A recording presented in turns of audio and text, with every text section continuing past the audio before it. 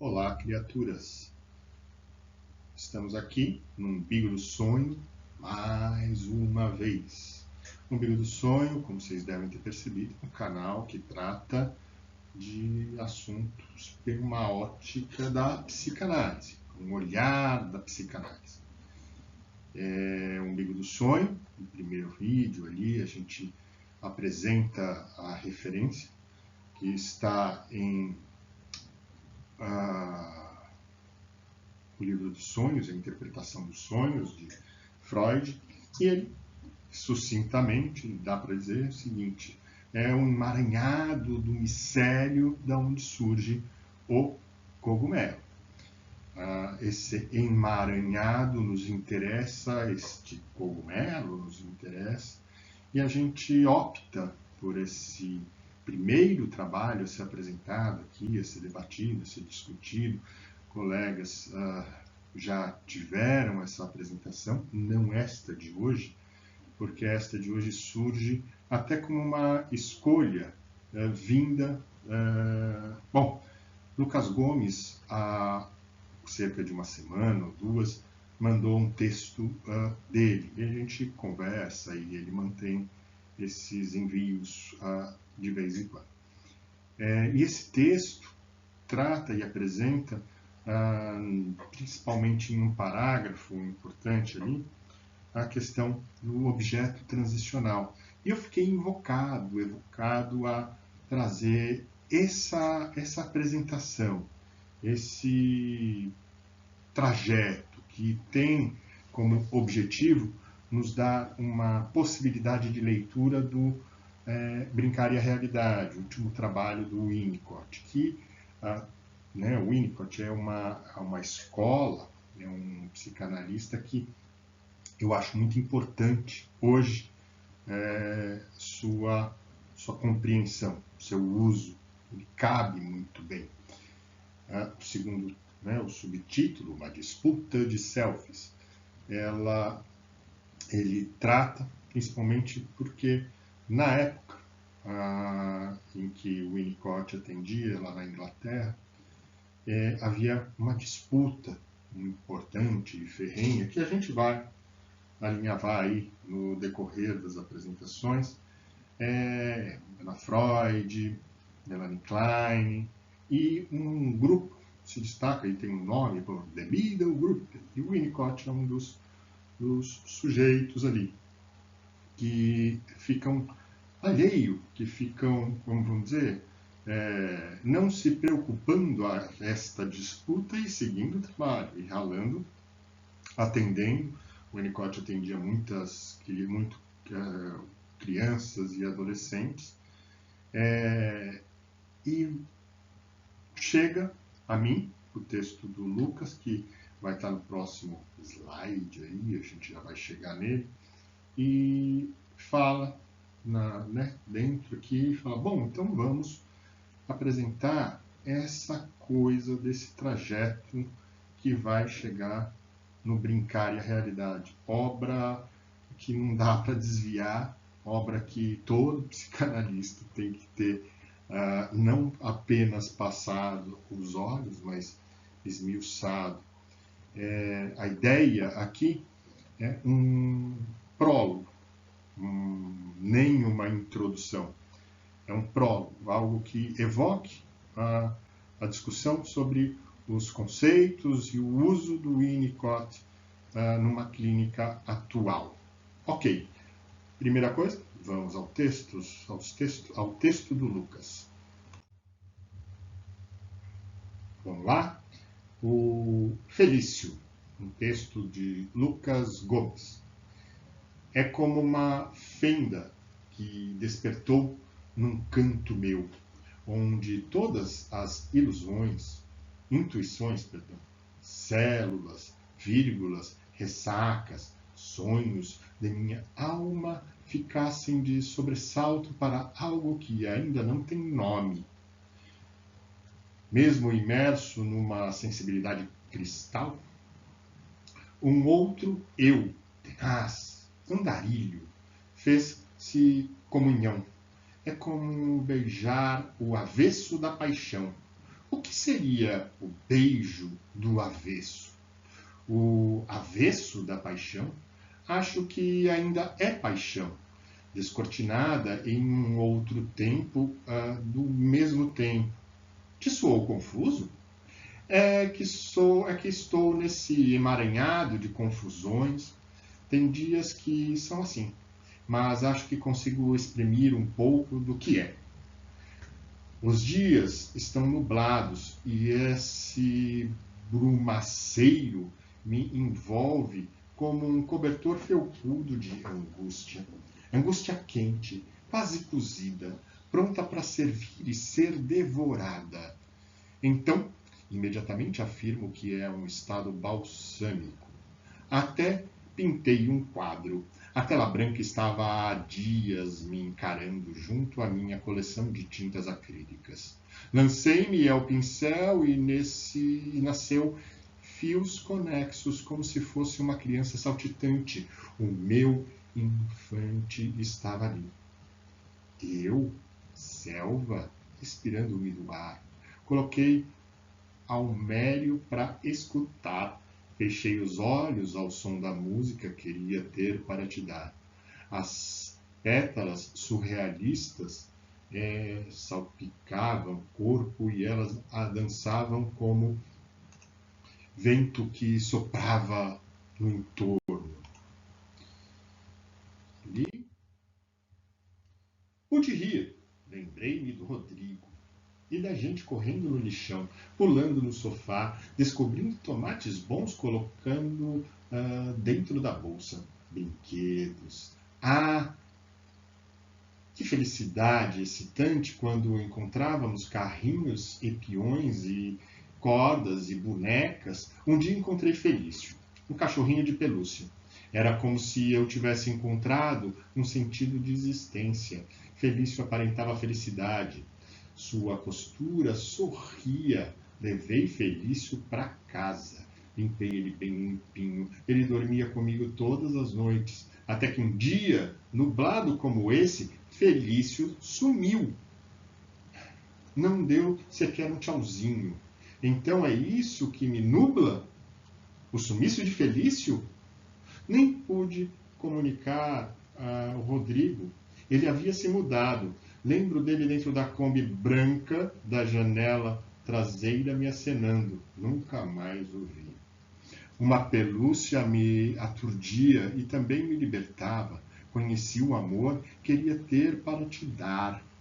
E dançar uma primavera inteira em cima de blocos de concreto da construção da nova casa no terreno onde era o lixão, onde tínhamos os brinquedos e os tomates e sofá e sacolas e histórias.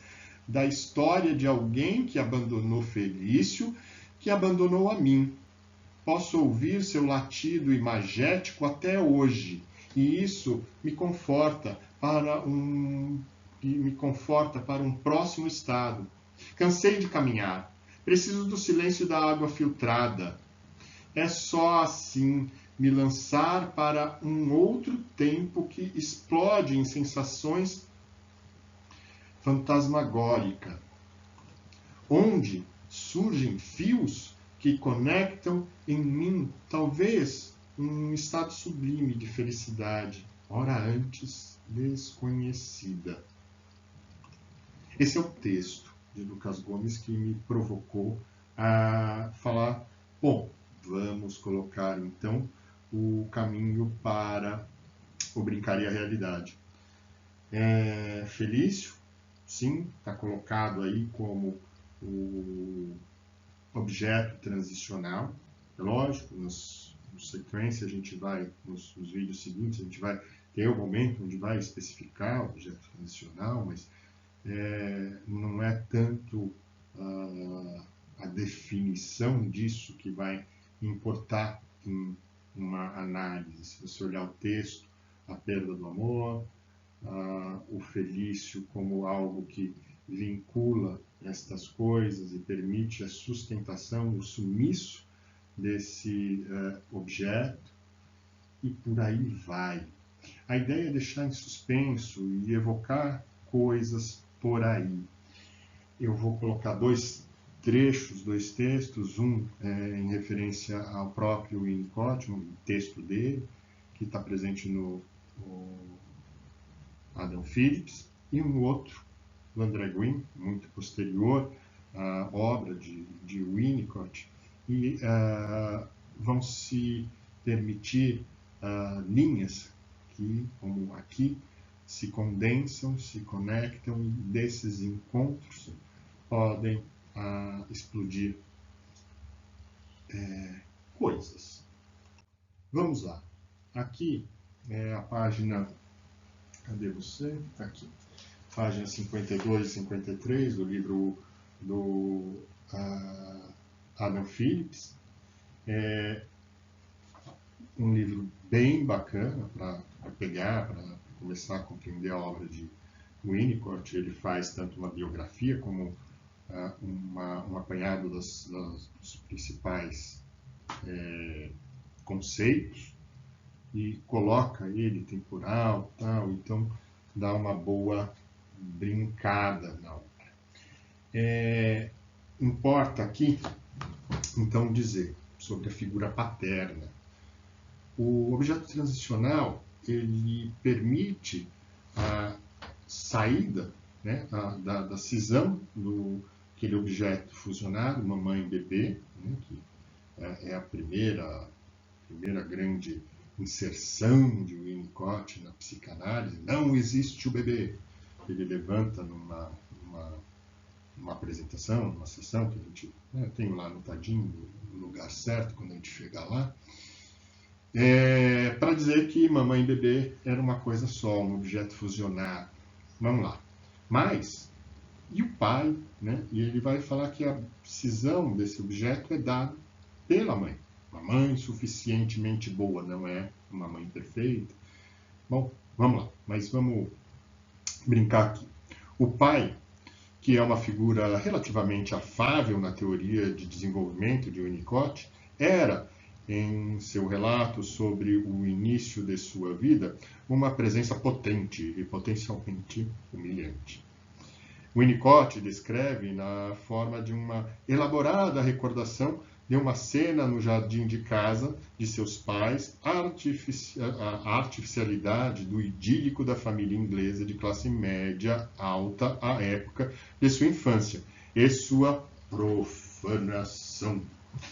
Vamos lá, o texto do Winnicott apresentando isso é o seguinte: naquele declive que subia da pista de cricket até a parte plana, onde há um lago, onde houve uma imensa moita de capim dos pampas entre os salgueiros. Aliás, você sabe como é interessante o barulho que o capim dos pampas faz em uma noite quente de domingo, quando as pessoas estão deitadas sobre os tapetes ao lado do lago, lendo ou cochilando.